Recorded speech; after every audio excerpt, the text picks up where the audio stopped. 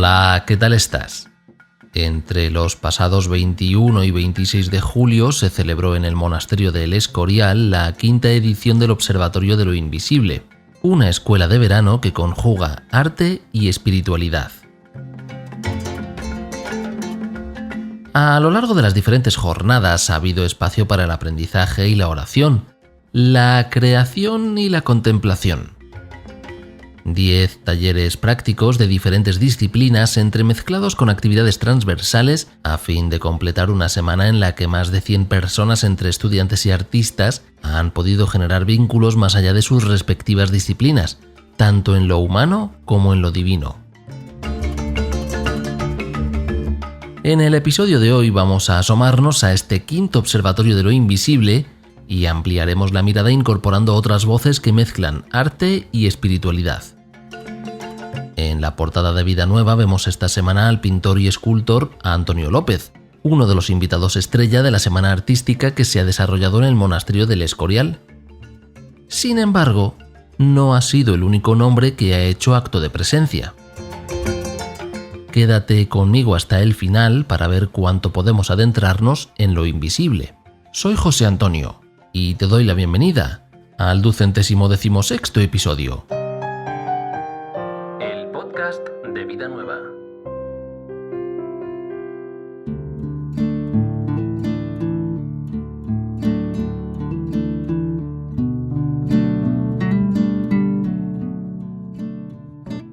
El Observatorio de lo Invisible cumple en este 2025 5 años.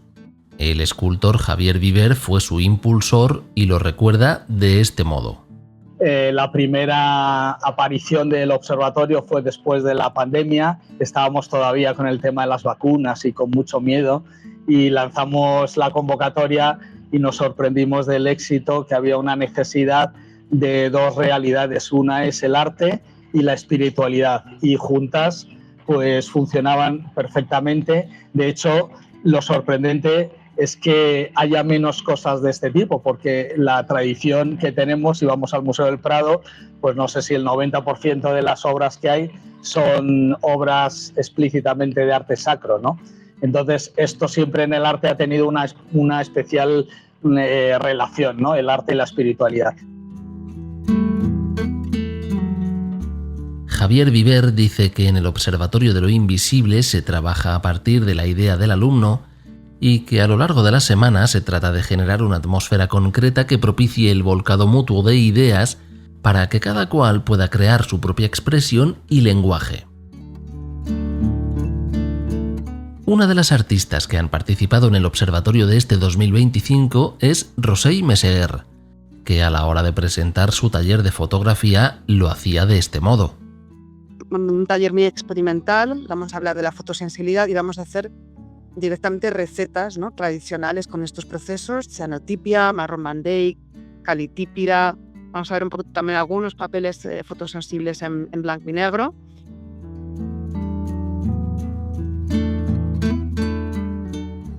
Ha sido un espacio en el que se ha podido experimentar con el modo en que los colores aparecen en función de diferentes procesos físicos y químicos, y donde se han adquirido o desarrollado las habilidades necesarias para que una fotografía no sea solo aquello que capta el objetivo, sino también todo el cúmulo de experiencias, sensaciones, olores e ideas que se pretende transmitir para que todo ello pueda ser captado de un solo vistazo.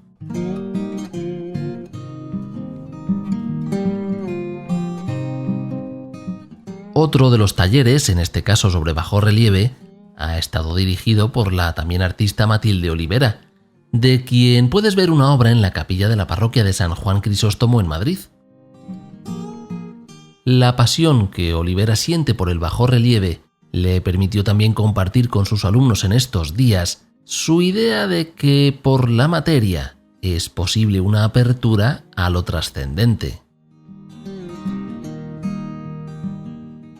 Durante la semana que ha durado la experiencia del Observatorio de lo Invisible, dicha trascendencia se ha invitado a experimentar no solo por medio de lo tangible, sino también a través de la poesía, de la mano de José Mateos, de la música, con Ignacio Yepes, o de la danza, con Javiera de la Fuente. El hecho de que año tras año aumente la cifra de participantes habla de una realidad oculta a la que no se suele prestar mucha atención: la sed de una parte de la sociedad actual de poder abrazar la dimensión trascendente por medio de un arte hecho hoy día, con el lenguaje que le es propio a esta época que vivimos. Aunque quizás sea posible también hacer otra lectura. No es que la gente haya dejado de demandar el arte sacro, sino que tal vez este se haya quedado en cierta medida anclado en un barroco que poco puede comunicar al mundo de hoy, salvo en círculos muy específicos. No estoy diciendo que una pintura o escultura de Jesús al estilo de los grandes artistas del pasado resulte hoy del todo estéril, sino que probablemente sea más fácilmente comprensible otro tipo de arte. Ahí tienes, por ejemplo, un canal en YouTube llamado Go Shutter Studios, donde un joven está convirtiendo el conjunto de relatos bíblicos en pequeñas animaciones de stop motion con piezas y figuras de Lego.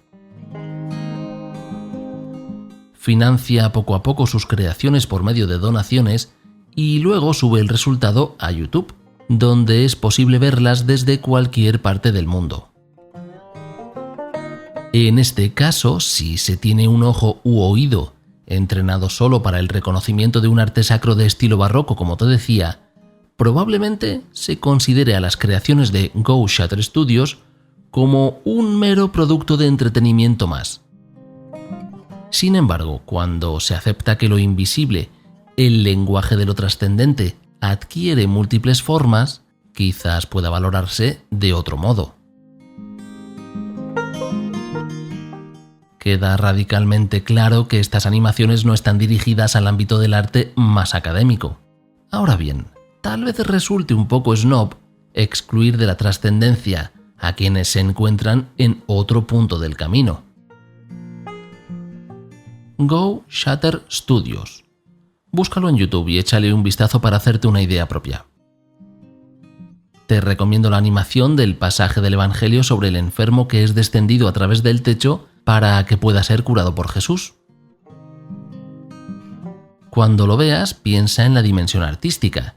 Ten en cuenta que es animación stop motion, es decir, que se trata de cientos de fotografías hechas de forma individual y luego compuestas una tras otra como si fuera una única animación.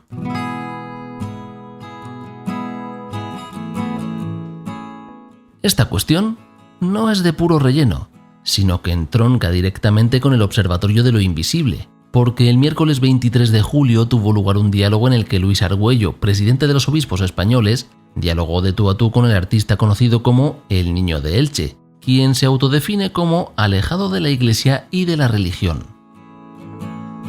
Este último, el Niño de Elche, afirmó que se sentía profundamente interpelado por una cuestión, y es la siguiente: ¿por qué la Iglesia suena a nivel artístico tan mal como el resto del mundo? El Niño de Elche planteaba la cuestión de los mecenazgos a propósito de a quienes apoya la Iglesia hoy día como motores artísticos de la evangelización. Quedó fuera de ese diálogo la referencia a la Bienal de Venecia, en la que lleva participando el Vaticano desde hace unos años, tal y como estuvimos hablando en el episodio 151 de mayo del 24.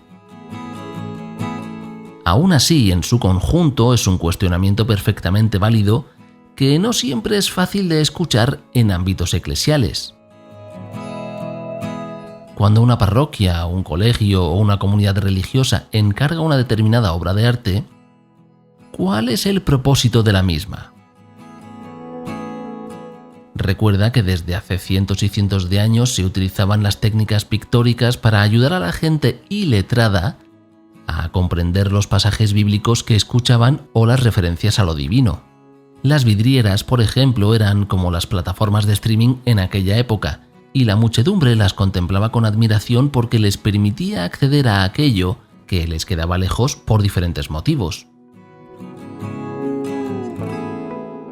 A día de hoy, sin embargo, ¿qué es lo que se persigue?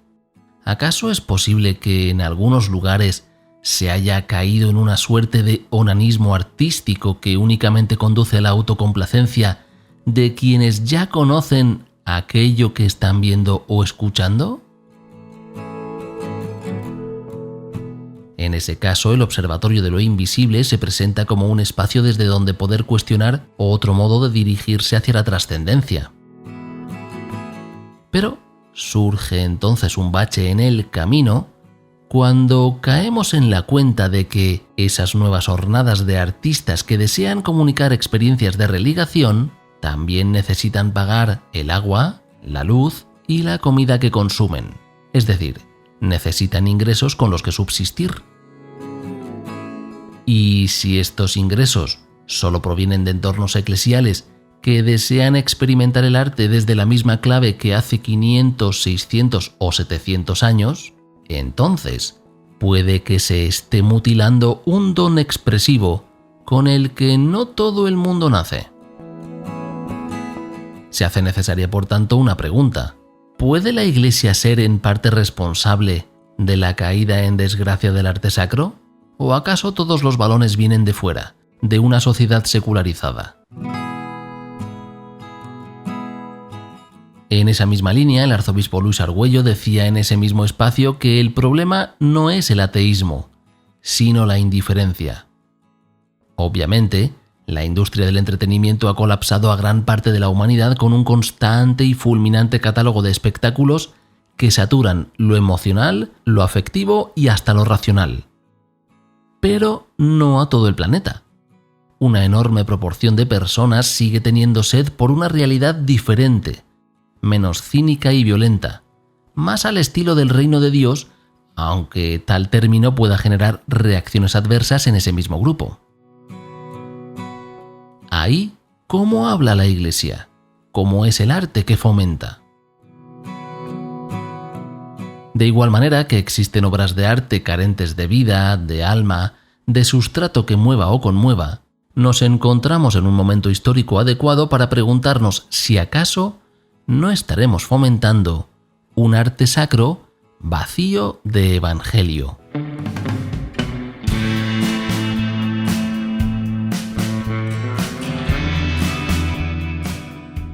Vida Nueva nos acerca esta semana al Observatorio de lo Invisible como un lugar donde el arte se funde con la trascendencia, pero no es lo único que viene en el número. La Diócesis de Madrid ha expulsado a la Superior de las Hijas del Amor Misericordioso y ha prohibido toda actividad, así como el ingreso de novicias. La Asociación Pública de Fieles nació en 2007 y en estos casi 20 años de existencia se han acumulado suficientes evidencias de abuso de poder, conciencia y afectivos sexuales como para que se haya tomado esta decisión.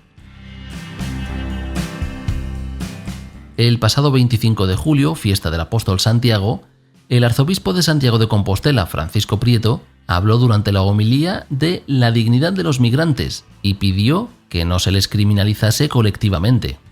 Lo hizo en presencia de figuras públicas y políticas que no se han manifestado precisamente por esa misma opción.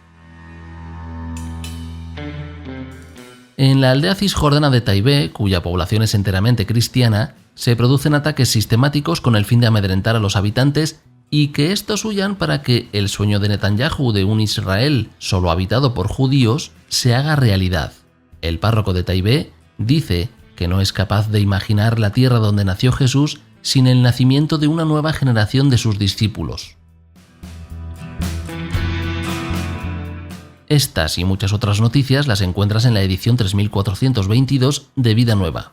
Considera ahora suscribirte para recibir 47 números al año y tener acceso a ellos desde cualquier parte del mundo. Para saber cómo hacerlo, visita vidanuevadigital.com/suscripciones.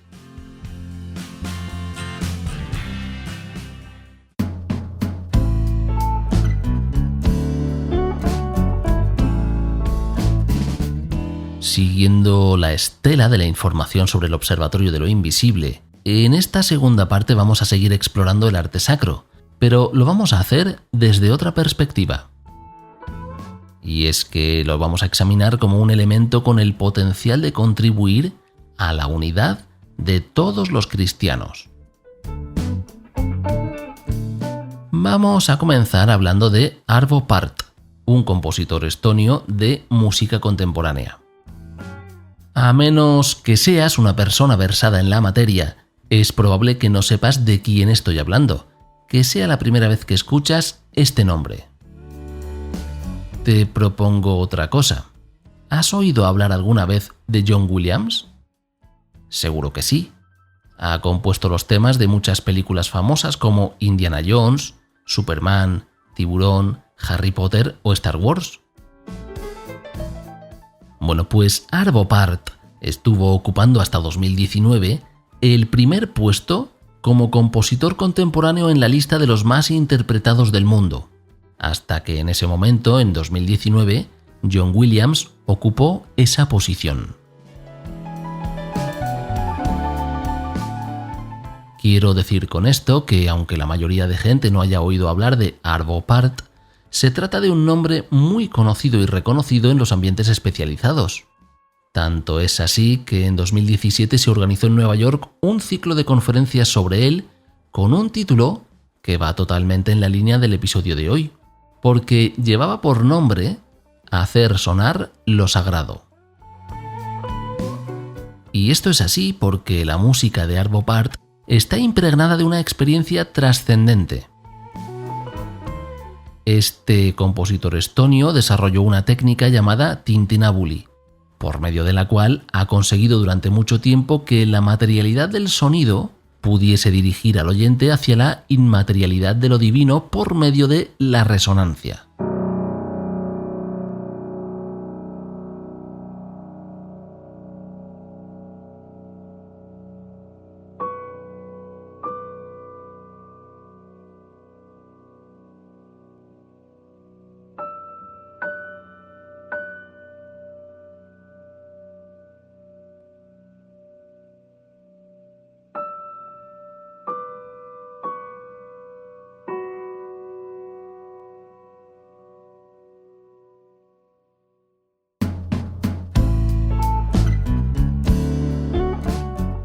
Arvo Pärt forma parte de la Iglesia Ortodoxa y, para él, el significado del sonido no se limita a la instrumentalidad, sino que también tiene implicaciones éticas.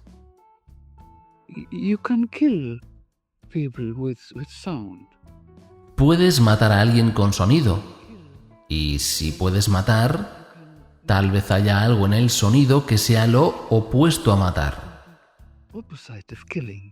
And Y la distancia entre estos dos puntos es muy grande. Y eres libre, puedes elegir. En el arte, todo es posible, pero todo lo que se hace no es necesario. Este nuevo estilo consiste en dos caminos, dos lados. Uno de ellos son mis pecados, y el otro lado es el perdón de esos pecados. forgiveness to these sins. La mayoría de música tiene dos voces, una es más complicada y subjetiva, pero la otra es muy simple, clara y objetiva. But another is very simple, clear, and objective.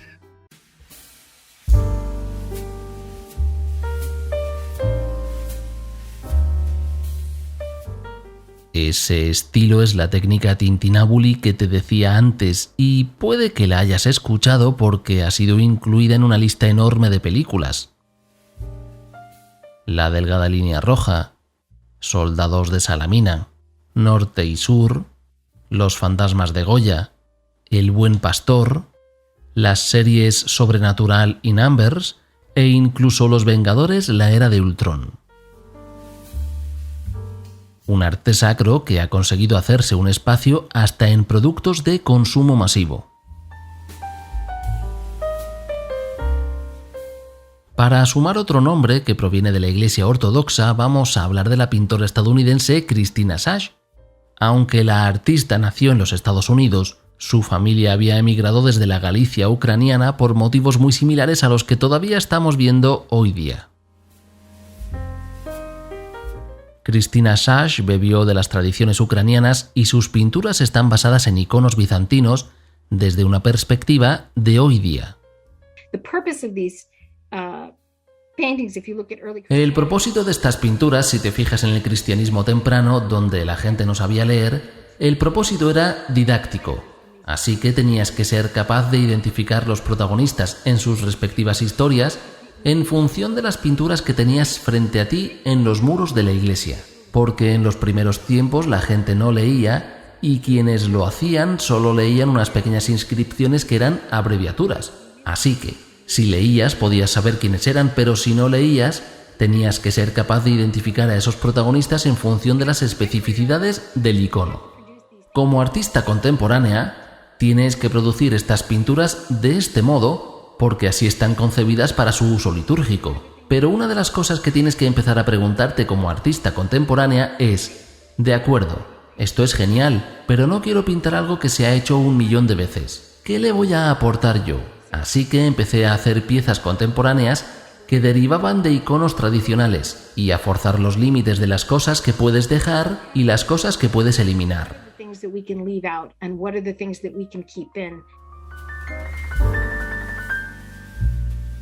Quizás esto que dice Christina Sachs tenga una importancia que pocas veces suele concedérsele: forzar los límites del arte sacro. Pasa mucho que los iconos o las representaciones gráficas son reproducciones exactas del arte del pasado, como decía antes. ¿Cómo acoge entonces la comunidad cristiana las propuestas artísticas que se mueven en los límites? Durante el pontificado de Francisco se popularizó hablar de las periferias, pero ¿qué ocurre con las periferias artísticas? ¿Se concibe siquiera que puedan existir? Lo comentaba también hace un rato, puede que una determinada artista tenga un modo de hacer arte sacro completamente novedoso, pero que debido a que solo se le pide imitar lo que ya se ha hecho, su propuesta quede silenciada. O también podría ocurrir que por miedo a que una determinada asociación o grupo le lleve ante los tribunales, cierto artista no se atreva a compartir públicamente aquello que ha creado. Nos desplazamos ahora a las iglesias reformadas. Ahí encontramos un arte sacro con la misma capacidad de conectar con lo trascendente que el ortodoxo o el católico. Nicholas Meinghier, de tradición anglicana, es un artista especializado sobre todo en pintura y en el trabajo en vidrieras, aunque también tiene una abundante producción de esculturas con una estética muy definida. Los trabajos de Meinghier tienen un fuerte componente salvífico. Se centran en los aspectos más positivos del discipulado cristiano y rebosan la alegría por seguir a Jesús. Por ejemplo, un trabajo suyo es la vidriera de la llamada Ventana del Ministerio, que se encuentra en la Escuela Universitaria de Oxford que hay en Regent's Park.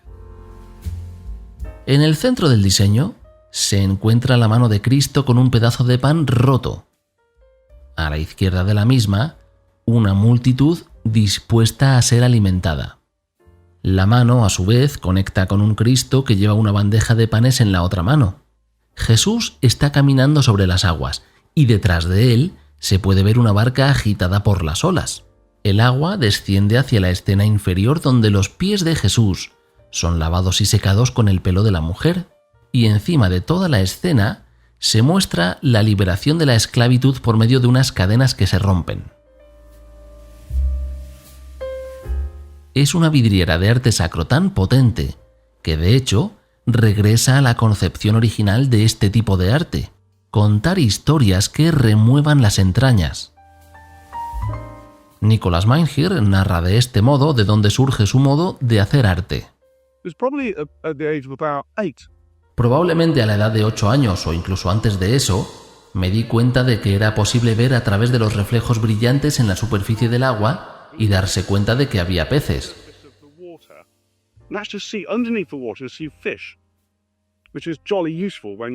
Lo cual es bastante útil cuando eres pescador, pero lo que me resultó más interesante fue que mis amigos no podían hacerlo. Ellos solo podían ver los reflejos del sol sobre la parte de arriba del agua, de manera que intenté mostrarles cómo ver más allá de ellos y ver los peces. Esta es una de esas cosas que una vez que la sabes hacer ya no pierdes la habilidad de ver los reflejos del sol y los peces por debajo de ellos. reflections and the fish underneath.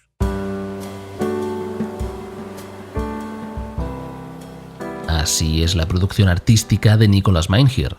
Lo mismo con una pintura que con una escultura o con un vidrio de colores. Y me detengo a pensar en todas las parroquias cuyas vidrieras solo tienen una simbología que más parece querer demostrar la pertenencia a un determinado club que transmitir la fuerza del mensaje salvífico de Jesús. Iconos pues que están carentes de vida, que son estáticos y rígidos, que se encuentran anclados en la comodidad de quien no asume riesgos, precisamente en las antípodas de lo que es, significa, representa y simboliza el Evangelio. Dice Meinherr: I suppose what I try to do as an artist is show that creo que lo que yo intento hacer como artista es mostrar que lo que solemos pensar como ordinario es extraordinario. Encontrar lo extraordinario en esas cosas que nos rodean todos los días. La tierra está, de hecho, habitada por el cielo. Cada madre e hijo es María, la Madre de Dios, con Jesús. with Jesus. Cada familia de refugiados, y Dios sabe que hay muchos en este momento, es la Sagrada Familia de camino a Egipto. Nicolas Meinherr cuenta una anécdota de una vez que estaba visitando una capilla junto con otro amigo artista que había instalado una vidriera en ella. Cuando llegaron al lugar no pudieron pasar porque estaba abarrotado de turistas, así que esperaron junto a un grupo de visitantes. Al hacer esto pudieron escuchar lo que el guía decía acerca de la vidriera del amigo de Meinherr. Este último le preguntó: ¿tú sabías algo de esto? Y el amigo respondió: no tengo ni idea de nada de lo que dice. Un poco después, cuando los turistas se marcharon y dejaron el espacio libre, Nicolas Meinherr y su amigo pudieron acercarse a la vidriera, de manera que este último comenzó a explicarla tal como había sido concebida, sin el adorno del reclamo turístico. Meinherr cuenta que uno de los visitantes se percató de lo que estaba sucediendo y se separó de su grupo para escuchar desde atrás al autor de la obra de arte. La moraleja que añade el artista británico a su anécdota es que hay que estar alerta porque no todos los artistas han fallecido o son cosa del pasado. Algunos pueden estar justo detrás de ti.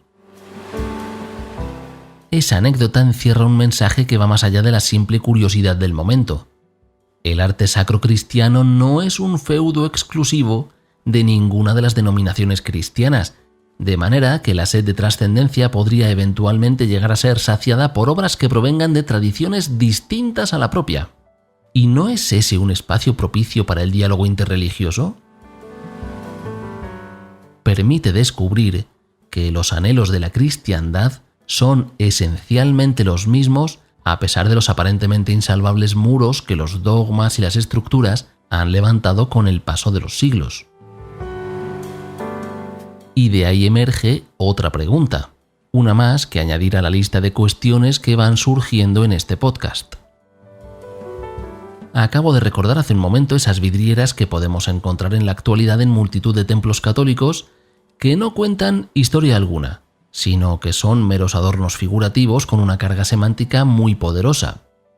Yo pertenezco a este grupo o subgrupo dentro de la cristiandad. No hay narrativa de evangelio, no hay mensaje de salvación, sino que actúan como un pin que se coloca en la solapa o la camisa, pero a nivel de edificio. Lo mismo con una determinada canción, escultura o incluso espectáculo de danza. Necesitamos más espacios donde poder observar lo invisible, donde poder traducirlo al lenguaje artístico. Pero, ¿qué sucede cuando el arte sacro no cumple el propósito de conectar con lo divino, sino que, más bien, alimenta la separación entre grupos humanos? Es muy extraño que en estos tiempos asistamos a la construcción de nuevos templos en Europa. Sin embargo, sí es algo que sucede en otras partes del mundo. En cualquier caso, se erija donde se erija el templo, ¿cuál es el criterio artístico que se sigue? ¿Qué riesgo estético se asume con el propósito de anunciar la buena noticia? ¿O acaso se toma un barroco eurocéntrico como punto de referencia, como modelo? Tal como expresa la artista Christina Sage, especializada en iconos de estética bizantina, la reflexión pasa por explorar los límites del arte sacro. Ahora, la próxima vez que visites un templo te invito a observarlo con detenimiento. ¿Alguna de las representaciones artísticas que hay en él puede entenderse desde el lenguaje actual?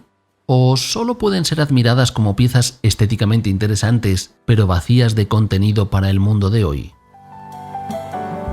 Por supuesto, ni insinúo ni digo que toda la producción artística de iglesias, capillas y otros espacios eclesiales deba sufrir una especie de revolución explosiva. Ahora bien, eso tampoco significa que haya que conformarse con vidrieras que bien podrían pasar por panfletos ideológicos. Queremos más arte sacro, más contemplación de lo invisible, más ver lo extraordinario en lo ordinario de cada día.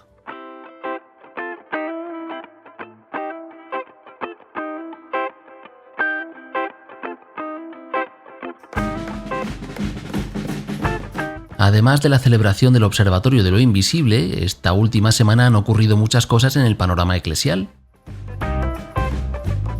El Ministerio de Exteriores del Gobierno de España ha desmentido que exista cualquier tipo de veto al nombramiento de Piero Pioppo como nuncio en el país, a pesar de la información vertida por algunos medios que indicaban que su nombre había sido descartado.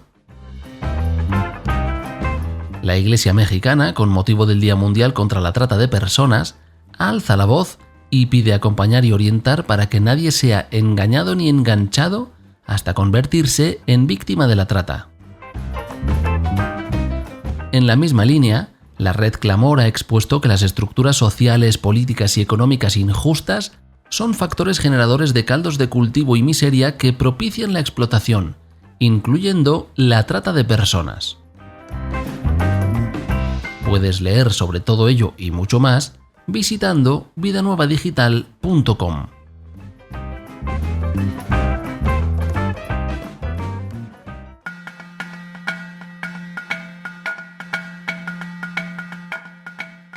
Así llegamos al final del episodio. Hemos tomado como punto de partida la 5ª edición del Observatorio de lo Invisible y, tal como te dije al principio, hemos ido ampliando el espacio para observar que el arte sacro puede servir a propósitos alineados con el reino de Dios, lo mismo que ir en su contra. Espero que te haya gustado el episodio. Te doy las gracias por haberme acompañado hasta aquí. Da un me gusta y comparte el enlace en tus redes sociales. Quizás conozcas a alguien que tenga sed de arte sacro. Me despido. Te deseo una feliz semana. Nos escuchamos en 7 días. El podcast de Vida Nueva.